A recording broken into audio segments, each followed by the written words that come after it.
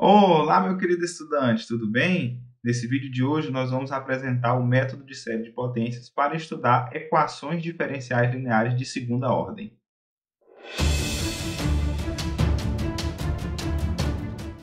Muito bem, então nós estamos aqui com a equação número 1, a equação diferencial linear de segunda ordem geral, e com uma forma equivalente a ela, a equação número 2, que vai ser particularmente interessante no caso em que P maiúsculo, Q maiúsculo e R maiúsculo aqui forem polinômios. É muito comum nas aplicações a gente ver a equação diferencial linear de segunda ordem nesse formato aqui, número 2.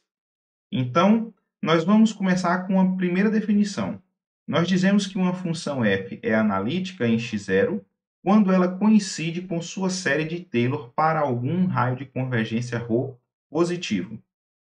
Nós vamos precisar dessa definição justamente porque esse método de série de potências ele busca encontrar uma solução y de x, onde y de x é uma série de potências. Para isso, a gente tem que assumir que as funções p de x minúsculo e q de x minúsculo, aqui na nossa equação número 1, são funções analíticas, ou equivalentemente, que a função q maiúsculo dividido por p maiúsculo e a função r maiúsculo dividido por p maiúsculo na equação número 2 são também funções analíticas em um determinado ponto x0. A definição número 2 diz o seguinte: dizemos que um ponto x0 é um ponto ordinário quando p minúsculo e q minúsculo forem analíticas em x0. Então, a gente vai tentar encontrar uma solução em série de potências em torno de um ponto ordinário, ok? Equivalentemente, eu posso também trazer essa definição número 2 para um ambiente da equação número 2, né? E aí, para isso, basta eu pedir que as funções Q maiúsculo dividido por P maiúsculo e R maiúsculo dividido por P maiúsculo sejam também analíticas em x0. Então, eu vou demonstrar, ou melhor, eu vou ilustrar esse método aqui através de um exemplo. A gente tem aqui o exemplo y duas linhas mais x vezes y' mais y igual a zero. Repare que essa equação é uma equação homogênea, aparentemente bastante simples, porque a função p de x é a função identidade e o q de x é a função identicamente 1. Ou se você estiver olhando, por exemplo, pela equação 2, você pode perceber que o p maiúsculo é identicamente 1, o q maiúsculo é x e o r de x maiúsculo é identicamente 1 também. Ou seja, uma equação bastante simples, porém que já foge aos métodos que a gente tinha apresentado até aqui para resolver uma equação de segunda ordem, uma vez que os seus coeficientes não são constantes, tudo por conta aqui do p de x ser variável. Então, nós precisamos de um método diferente, e é justamente o método de série de potências que nós vamos utilizar para resolver esse exemplo. Muito bem, então para resolver esse exemplo, nós vamos tomar y da forma uma série de potências, e eu vou tomar aqui em torno de x0 igual a zero. Então, nós vamos ficar aqui com x menos x0 elevado a n, com n variando de 0 até mais infinito. Certo? Ou seja, em outras palavras, nós vamos buscar uma solução da forma ANx elevado a n, com n variando de 0 até mais infinito. Evidentemente que eu poderia buscar uma solução em série em torno de algum outro ponto diferente de x0 igual a zero, mas isso aqui vai facilitar um pouquinho para a gente, e evidentemente que o x igual a zero é um ponto que pertence ao domínio das funções p de x minúsculo e q de x minúsculo, e evidentemente que elas são analíticas em zero, justamente porque são polinômios de grau 1 e 0, respectivamente. Então, nesse caso, elas são analíticas em todo ponto, certo? Isso significa para nós que y' vai ser somatório de, com n variando de 1 até mais infinito. A gente sabe que uma série de potências ela pode ser derivada termo a termo dentro do seu raio de convergência. Então, todas as operações que a gente faz aqui, a gente assume que está dentro do raio de convergência dessa série. No nosso caso aqui, eu já antecipo que o raio de convergência vai ser mais infinito, justamente porque as funções P e Q elas são analíticas em todo o ponto x0. Em geral, você deve se preocupar com o raio de convergência. Em geral, a gente só pode garantir que esses cálculos aqui podem ser feitos quando eu tomo o menor dos raios de convergência entre P de x e Q de x. Ok? Mas aqui no nosso caso, então, a gente vai poder derivar termo a termo. Isso significa que a primeira derivada vai ser n vezes an x elevado a n menos 1. E isso significa que a segunda derivada, y duas linhas, será somatório de n vezes n menos 1 a n vezes x elevado a n menos 2. Perceba que aqui o n agora vai variar de 2 até mais infinito, justamente porque na primeira derivada o a0, que era o termo constante, foi eliminado, e na segunda derivada o a1, que passou a ser o termo constante da função y', também, ao ser derivado, ele se anula. Então, tudo que a gente precisa fazer é substituir y', y' e y duas linhas na nossa equação. Repare que y' vai ficar multiplicado por x, então a gente vai ficar com a seguinte expressão: y duas linhas,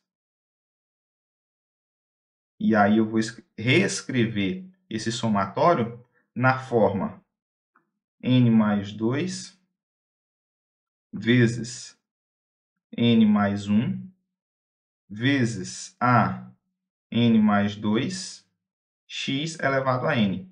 Perceba que eu adiantei 2 unidades em cada um dos nossos índices. Isso significa que eu vou ter que alterar o índice aqui do nosso somatório, que variava de 2 até infinito. Agora eu vou começar de 0 até mais infinito. Eu não alterei a minha série, eu apenas mudei a representação aqui dos índices justamente para eu ter um xn na minha expressão, porque esse xn vai aparecer em todas as outras parcelas aqui que eu vou somar. Então, é conveniente reescrever nesse formato. Perceba que ao multiplicar y' por x, a gente vai ficar com somatório, o x pode vir multiplicando aqui dentro, de n vezes a n x elevado a n menos 1 vezes x, ou seja, x elevado a n. O n aqui é a partir de 1 até mais infinito, mais y, somatório de an x elevado a n, com n variando de 0 até mais infinito. Ok? E isso tem que ser igual a zero. Agora, repare que nessa nossa segunda parcela, se nós fizermos n igual a zero, nós teremos 0 vezes a0 vezes x elevado a zero, o que é igual a zero. Então, perceba que se eu alterar a variação desse índice aqui, não a partir de 1, mas a partir de 0, eu vou ter ainda o mesmo resultado. Isso é importante e vai nos ajudar justamente para a gente poder juntar esses três somatórios. Uma vez que eles estão variando todos de n igual a zero até mais infinito, e todos têm a mesma potência de x. Então, perceba que eu posso reescrever esses somatórios de modo que o termo geral vai ser a soma dos termos gerais de cada um deles. E como isso do outro lado aqui tem que ser identicamente zero, significa então que todos os coeficientes são obrigatoriamente nulos. Ou seja, nós vamos obter que n mais 2 vezes n mais 1 vezes a n mais 2 mais. Repare que agora eu posso colocar aqui a n em evidência e nós ficamos com n mais 1 vezes a n. E isso tem que ser igual a zero. Repare também que eu posso dividir por n mais 1 dos dois lados E a conclusão, então, é que AN mais 2 é igual a menos AN dividido por N mais 2. E esta última fórmula aqui que nós obtemos é o que nós costumamos chamar de fórmula de recorrência. Perceba que ela relaciona o termo N mais 2 com o termo N. Isso significa que, uma vez fixado o índice 0, por exemplo, nós vamos poder determinar todos os índices pares a partir do A0 e fixando N igual a 1, nós vamos poder determinar todos os termos com índice ímpar. Então, é exatamente isso que nós vamos fazer agora. Muito bem.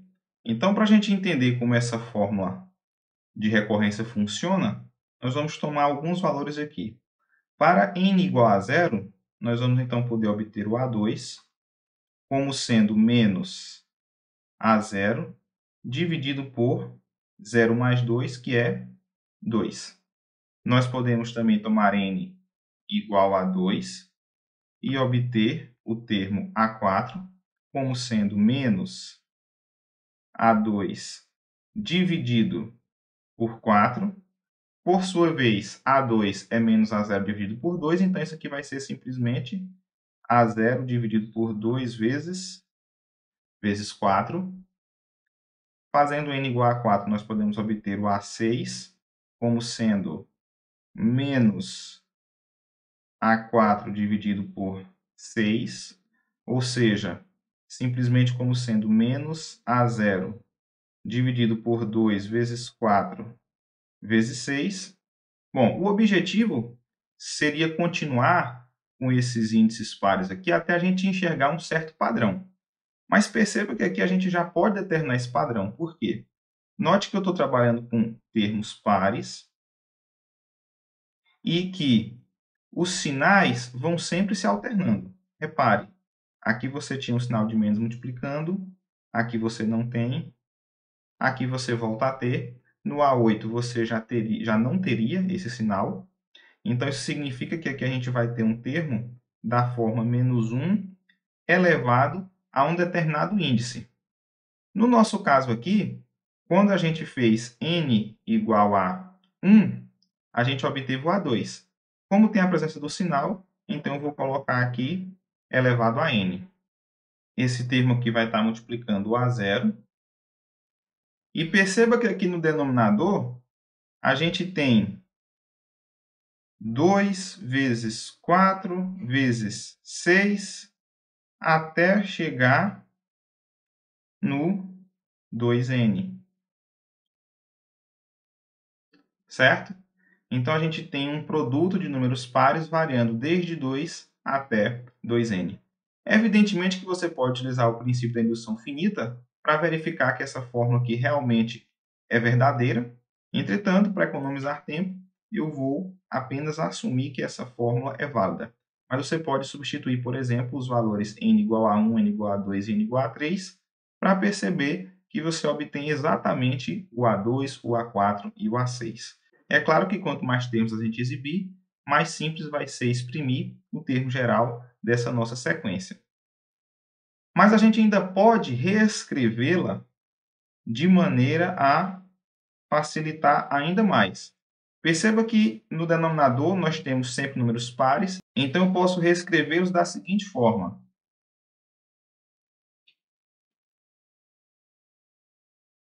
2 elevado a n, porque eu tenho n termos, e aí sobra aqui simplesmente 1 vezes 2 vezes 3 até n.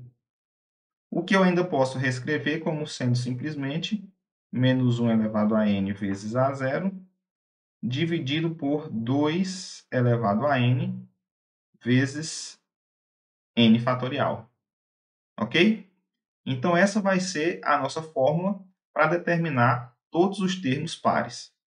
Agora, nós devemos fazer o mesmo para determinar todos os termos ímpares.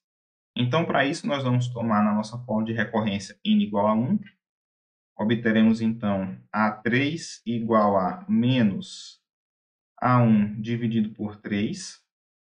Consequentemente, nós teremos A5 igual a menos A3 dividido por 5.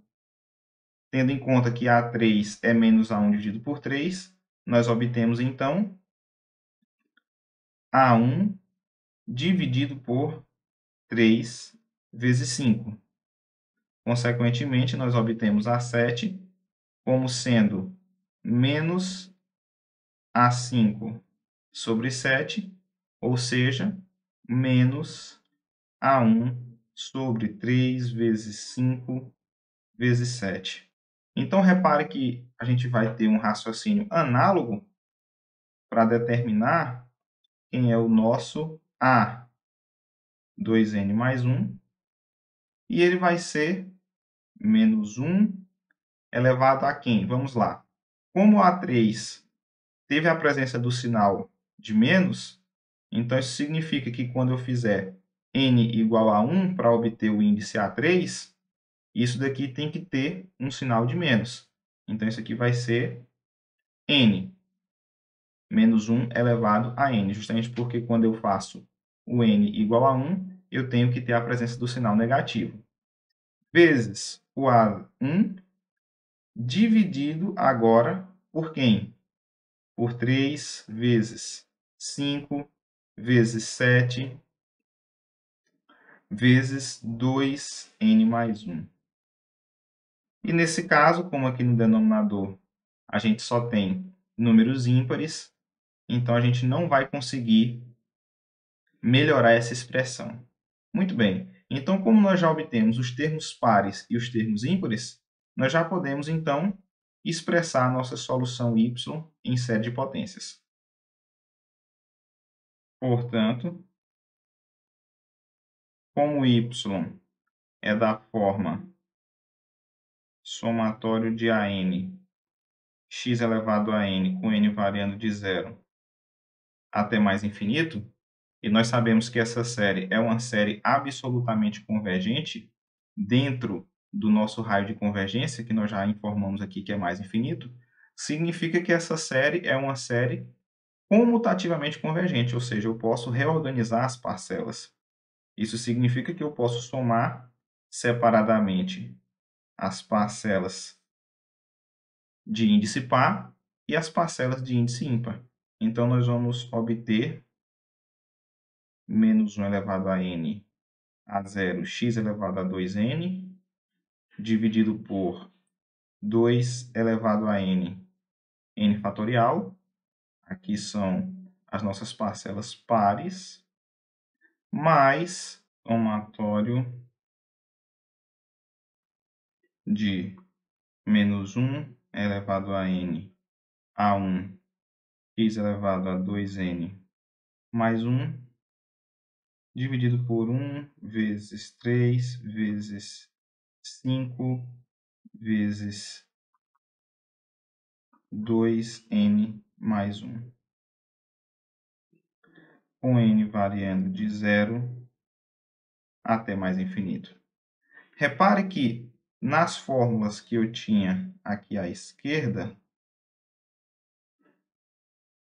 fórmulas que foram estabelecidas para n maior ou igual a 1, eu acrescentei aqui no somatório, desde n igual a 0, justamente para obter os termos A0 e A1 que a gente tem quando está trabalhando com essa nossa série original. Ok?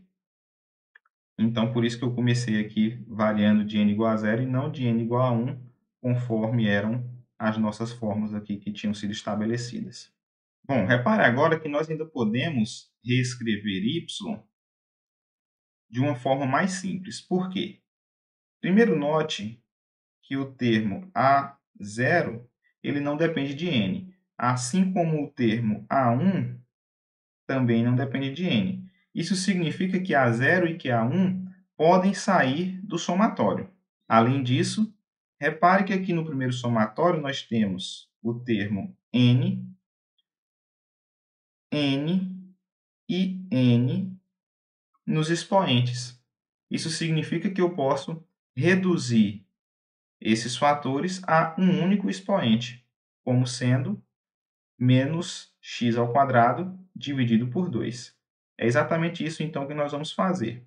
Nós vamos reescrever y como sendo A0 vezes o somatório de menos x ao quadrado dividido por 2 elevado a n vezes 1 sobre n fatorial, com n variando de 0 até mais infinito.